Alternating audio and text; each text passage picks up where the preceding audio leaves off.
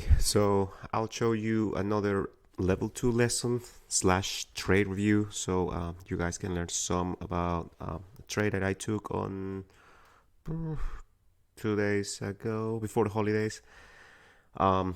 So Neo, I traded this on day one after the news. It was earnings, very good earnings. So as you can see here on the hourly chart, it went like crazy, it went parabolic. So on the daily chart, what I saw, it was like a crazy downtrend from like $10 all the way down to $1, almost a penny stock. Yeah, it became a penny stock at some point, but it came back up somehow, still downtrending, kind of breaking the downtrend at some point.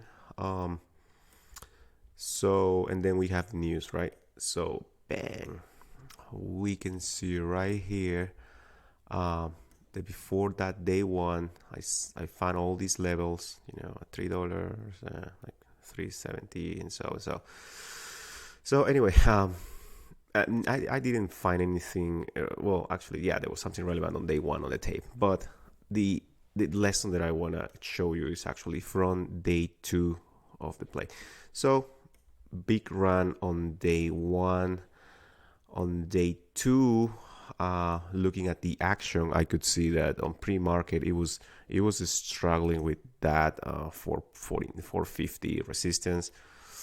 At the open, it stuffed right at that level, kind of boom, open, stuffed, so start downtrending.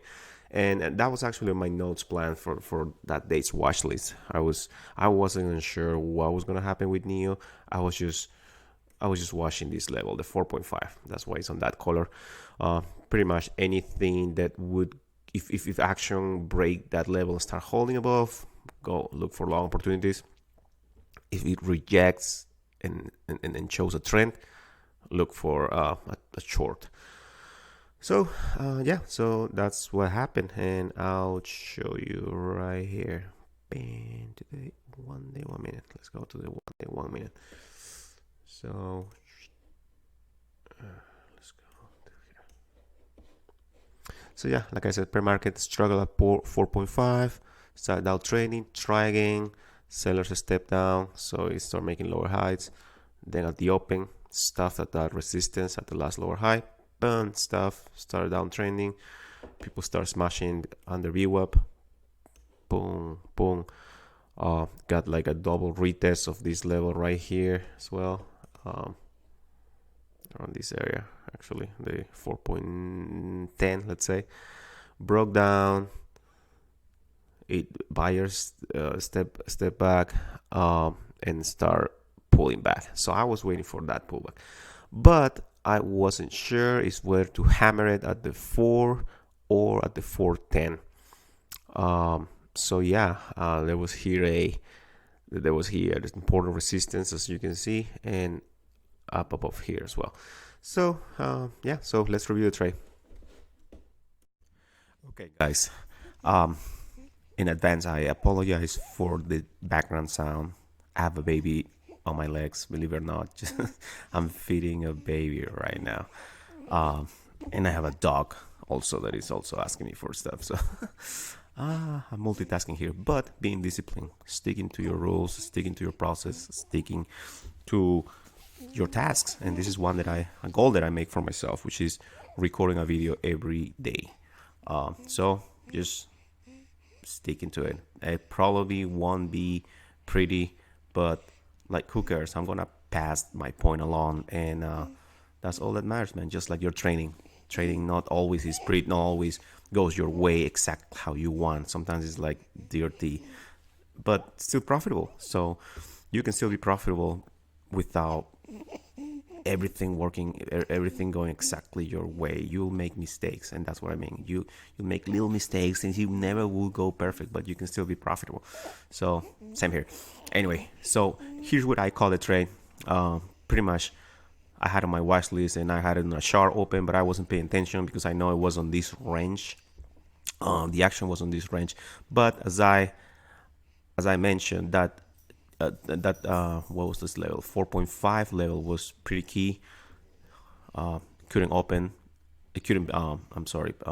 breach it, and it's stuffed at the open at the pre-market highs. So now trading under VWAP, that's what I was waiting for, kind of trend to develop. However, we were in this range between red to green and that port 5, so small range and not much risk reward here. But still, I'm gonna show you the tape and what I saw at the $4, and you're gonna see this huge selling, and I jumped in. So let's go. Boom. Yeah, papa.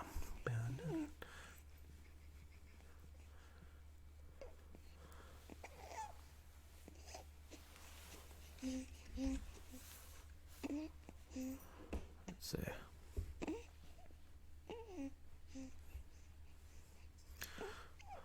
3 digits on both sides. 93, getting eating out. You see how you go from 190 to 130. Going down the 53, so it's gonna lift. That's this 93.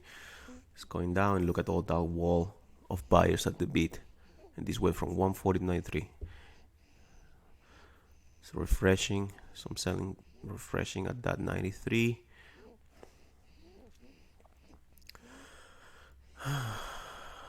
Sellers are stepping in front of that guy.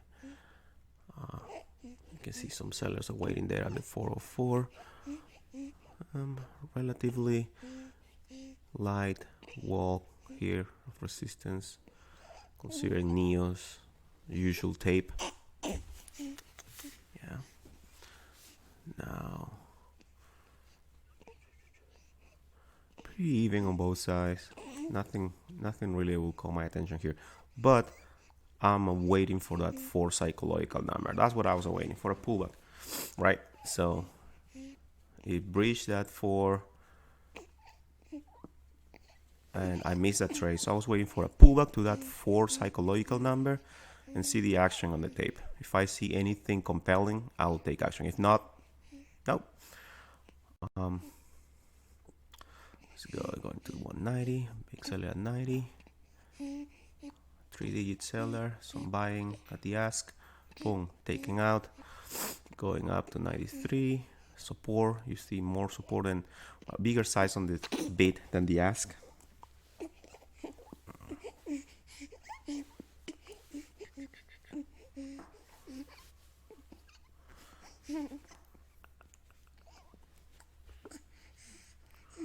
Big buyer at 91, sorry, 90s. Okay. Now big seller at 92, but nothing abnormal. Just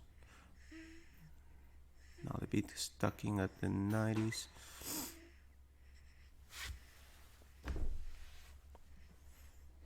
Three digit sellers at 92. That selling keeps refreshing at that level, but still the risk reward is just too low. That red to green is like at 380, I believe, so I would not take that trade, even if there is even if I see some pretty convincing action on the tape. I don't think I'll trade it at these levels. It's just risk reward. That's something you have to keep in mind too, guys.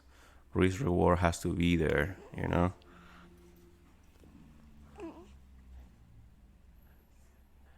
If the distance from your entry to the next support or resistance, depending on your direction, either long or short, is very narrow relative to the ATR of the stock, there's no point on taking it this trade. So 98 getting thicker, the ass is getting thicker at the 98. People stepping in front of those guys. 96. Pretty even on both sides. When I say pretty even, I see relatively the same side on the beat and the ask. They just, of course, they change, but nothing extraordinary. So some selling stuck in at 97. People stepping in front of them. 95, having 3 digits buyer. And if I can do this with a baby on my lap, you can do it, guys. He's getting my focus away here and there. So you can read tape with if I can read tape with a baby on my lap, so you can. Okay, look how they're stuck in the sellers at 98. They're not getting bought. Boom, stay 4. Okay, look at all those 3 digits. Boom, and all that. Okay. It was okay, but nothing crazy. Nothing that we haven't seen before so far the tape. That is why ideally you want to be watching this tape in advance, before your level. You want to watch so you can make a correlation, like the volume that you see on the beat and the ask relative to what you see on your level. That's what you want to, that's where the comparison comes. So far we've seen a lot of 3 digits stacking up, multiple 3 digits, at least 3 of them stacking on the bid and the ask on the different exchanges, right? So now they're stuck in the support there. Of course, the four psychological got taken out, so some people are like waiting to buy the pullback at 4. So the next level to watch would be the VWAP and intraday resistance. Oh, look at that. Yeah, that's where I think I step in front of it. But this was a confluence. It wasn't just necessarily the action on the tape alone. But let me see if I can go there. Yeah. I think it was a confluence with what it was on the chart previously. Look at this. At this level at 4.10 had a lot of boom. It supported once, supported 2. It breached the level, then it retested that now as a resistance and came down. So this 410 was pretty important, right? Plus the VWAPs, both VWAPs at the same level. So that's where I took the trade, and my risk reward was pretty good for there, like 4.10 to at least like 3.9 for a 10 to 1 or 5 to 1 risk reward. So my stop on Neo is usually 1 cent. If I show you the ATR for Neo, it's like usually 10 cents. So the blue is the average ATR. Okay, so you can see it down there. It's usually like around that. If you run it up, it's like 10 cents. So yeah, my stop could be the half of an ATR, and sometimes it is. But other times, like in this one, I think I only use like 1 cent stop or so. I don't remember, but it depends. Like I said, if you see a big seller, you're going short. You want to set your stop right behind that seller. If he leaves, you're out. Just risk 1 cent.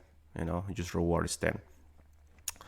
Never go perfect. Don't expect it to be like 1 to 10 to the point.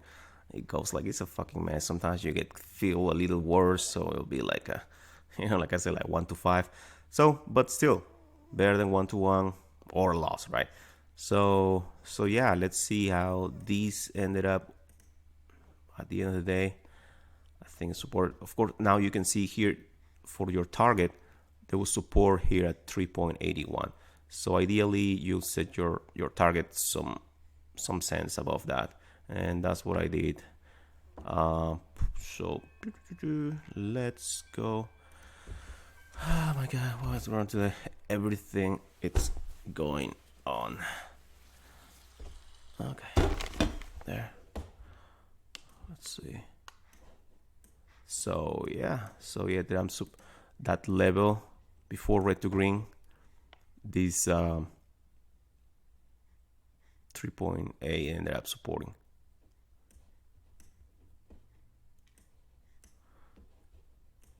So see how I retested one more time. I took my money at 390. So let some contracts open, but ended up taking at break even.